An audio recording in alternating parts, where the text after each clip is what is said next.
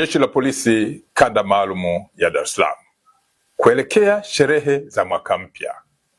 lina jukumu la kuzuia na kudhibiti vitendo vya kihalifu katika maeneo mbalimbali ya jiji la Dar es Salaam kwa kushirikiana na vyombo vingine vya usalama. Jeshi la Polisi linatoa tahadhari kwa wananchi wenye tabia ya kuchoma matairi barabarani, lakini pia wale wenye tabia ya kupiga baruti au fataki barabarani au kwenye maeneo ambayo ni hatarishi, kuwa watakapofanya hivyo, ikibainika wanatenda vitendo hivyo,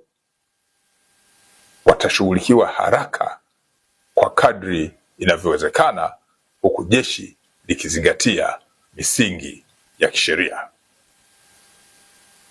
Jeshi linapiga marufuku uchomaji wa matairi barabarani, lakini kupiga fataki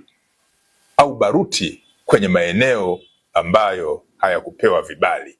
kulingana na mazingira ya kiusalama. Aidha, Jeshi la Polisi Kanda Maalum ya Dar es Salaam linaendelea kushirikiana kwa karibu sana na wananchi na viongozi mbalimbali wa nyumba za ibada ili kuhakikisha kwamba ibada zote zinafanyika katika mazingira yaliyo salama.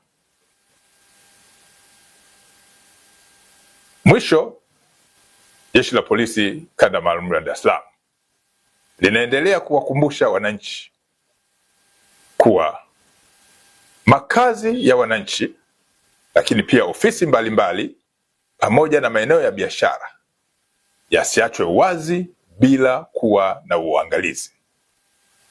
katika kipindi hiki cha sikukuu, lakini hata katika vipindi vingine